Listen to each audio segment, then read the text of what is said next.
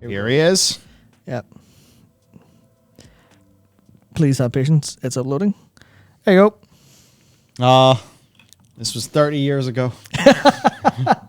It certainly looks like it. There's the two lads themselves with their very, very mediocre setup. Yeah, Clearly well, just one of their offices. And now we know. I mean, he's eating vegetables, even though he doesn't like them. Mm-hmm. Man's eating vegetables and going snowboarding. Seems pretty good. Yeah, Fiend Boss said Yoshida aged like 50 years since 2014. That looks about right. It really badly does. Yeah, just wait till he eats a few more carrots and he'll be right back to normal. He'll be flying. He'll be flying. Yeah. Fine. So, I mean, to be fair, he is working on 14 and 16 at the same time. 16 almost being done. That's crazy. So, what FF16's almost done. Yeah. When does it come out? We don't know yet. Wow. So the script he announced the script was finished a couple earlier this year, and then he said the next time they're going to show it, they want to show it just before it's out when people can get their hands on it, because they don't want to do the thing of FF15 where they technically showed FF15 in like 2004, 2005, and it didn't come out 2004 because it was Final Fantasy Versus 13 in its first incarnation, which they showed as part of the hype for FF13 back before the PS3 launched. Or was it around the PS3 launched? Yeah. Is that around the time when they were showing off Crystal Tools? Yeah. Oh, fuck. I thought that Crystal Tools thing was just the FF7 remake. Tease. No, Crystal wow. Tools. Yeah, it was that, and then they made FF13, 13.2, 13.3. But they showed off FF13 versus before that. Yeah, so I'm bonkers. Now, I was definitely young, but I remember reading it in a magazine. That's a fucking far back in time we're talking here. I was reading it in a gaming magazine, looking at, wow, Final Fantasy Versus 13. That looks really cool. Oh, I see. What did it look like back then? It didn't look like an awful lot because they only really had a couple of videos and screenshots and stuff. But it was basically, it was set in the FF13 universe, the Fabula Nova Crystallis universe, which is great. And it was basically Noctis, but I don't think it was called Noctis at the time.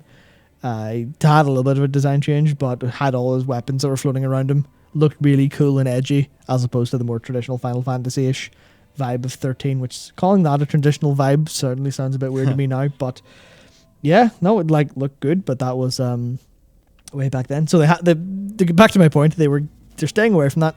And he said something about next time they wanted to show it at TGS, so they did, but they said no, we're going to actually. We're going to show it at TGS, but we might not have it ready in time. Next time we show it, we want it to be basically close to done or close to out. Which, I think, as far as I'm concerned, I think it means playable demo like they did with Final Fantasy Origin, or release date and pre-order. Oh. At least that's what I think on it, but the script's complete. It's been in the works long enough that I think once Endwalker's out, it'll just be like, right, let's go. This isn't my actual birthday, by the way. I'm just filling in random junk so I can move. Yeah. It looks also combat by Devil May Cry. It looks so fucking good. It looks obscenely good. When Also, was the this first shown class- off? Oh, this was first shown off around PS5 launch time, I think. PS5, no, not launch time. PS5 reveal time, I believe. Oh, So. that's why it sort of slipped my memory. Yeah. Okay. It looks so fucking good. Interesting. DMC combat, literally just DMC combat. Yeah. Oh, very good.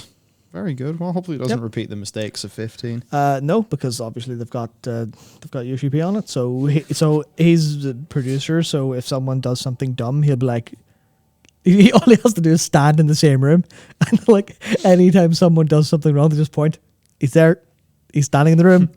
Don't let him look at you. I feel like if cloning is to be invented, it will be by Square Enix because they just need to replicate their golden goose. Yeah, so it's going to be.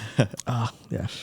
How did we even start talking about 16? Oh yeah, Yoshi P being ancient. The man's fucking busy because he just went right. Fuck this! I'm putting Final Fantasy on my back and carrying it to safety. Yeah, well, that's one way to have yourself age in Obama years. Oh yeah, that's exactly it. So, content. We had content come out. Yes, you're right. It's the Heavensward team that's working on FF16. You're right. Yep. Heavensward team? Yep. A lot of the team who are working on Heavensward. were taken over to work on FF16. Interesting. Yep. So. Huh. Wow. Sweet. Well, Yep. for content this week, right? So, patch 9.2, bring us home. Rory did a fucking incredible job in this. Holy shit! Literally, we should be careful. Blizzard don't poach him like. Yeah, man, it's such a nice trailer. What? Such a nice thumbnail. So yes, he did an incredible job, and the guys that was Nikki and Laced was helping out as well. They did bang up job in that video. Basically, I tried to think what is a patch 9.2 that would get the most people coming back to World of Warcraft. What would that look like? What would I think of if I was tasked with that problem? And that is what that video is. Can Blizzard redeem Warcraft? A lot of people are going to be like, lol, no. But in this, I'm just basically trying to work out what are the things that can be done to steer the ship back in the right direction. Because what do we want? We want Blizzard to be cleaned up and, more just good shit going on at the company, the people being taken care of well. And then for the games, for the product, the things that we enjoy, to be going in a better direction. Because that is, in fact, what is in the net good for everyone involved. Yes, including the shareholders, too. Yep. There's also, WoW's gold economy has changed. Now, look, this video did a little bit shite in terms of the views. So I would really appreciate if you check this one out. If you're at all interested in the topic of boosting, and like 150,000 people watched our first boosting video. This is only at 86. I just think this video has got things that if you're interested in boosting, you will find fascinating. We worked out the cost for a raid night in US dollars. The whole thing's super. It's a super video, a real super video. So yeah, that was a really good fun one, and it's the sort of thing that I like. Now we can just do shit like this because it's interesting.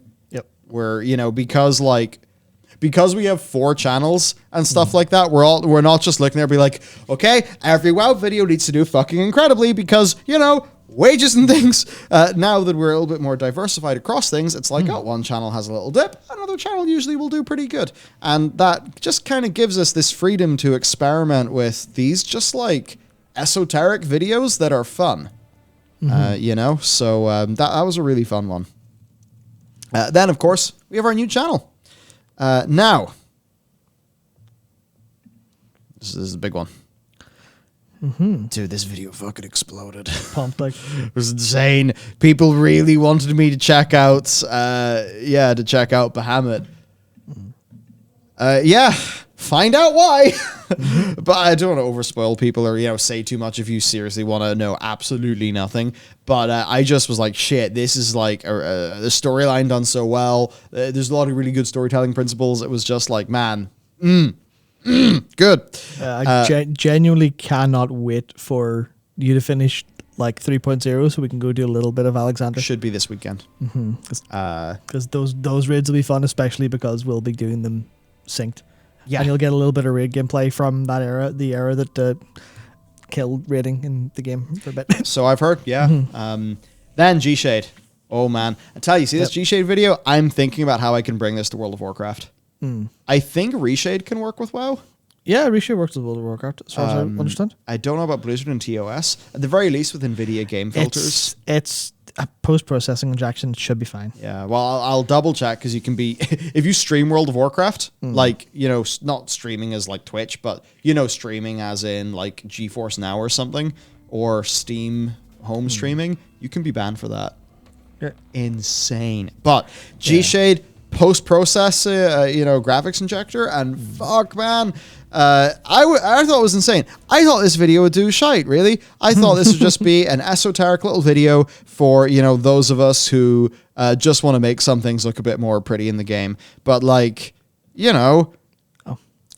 style-wise, you do whatever GShade, like, preset you want, but I hit one button, my character goes from the left, where it's, like, undefined facial features, feels just a bit more corpsey or some shit, to like boom, and the hair is more defined, everything's more defined, the colors are sort of hitting more. And then I found props to this person. I found this character in Limsa, and this made for the perfect thumbnail for this video. So whoever you are, you should go through your footage and find the name. I probably should. Yeah. So whoever you are, Fuck yeah. Yeah.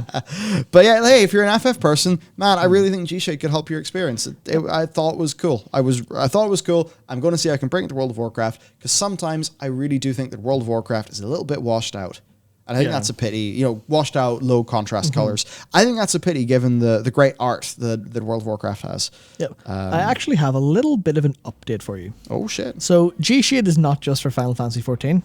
It is also whitelisted in a number of other MMOs. Oh. That includes World of Warcraft. No shit. So you could feasibly install GShade for World of Warcraft. It would take a little bit of moving it around to put it actually in the folder and stuff. But you could try that preset in World of Warcraft whenever you wanted to see what it looks like. Okay, might have to do that. Yep. So I think for a little bit of, I saw someone ask like what to enable to do what the hair. I think most of what you've got going on is the QMXAO going on, or to use the QU and stuff. No, it was just the MXAO. Oh, well, that one's worse and less performant. But anyway. So I should use the Q one? If you can mimic your settings, yeah. So basically, It's like MXAO does a lot of the work for the definition and stuff based on obviously ambient occlusion.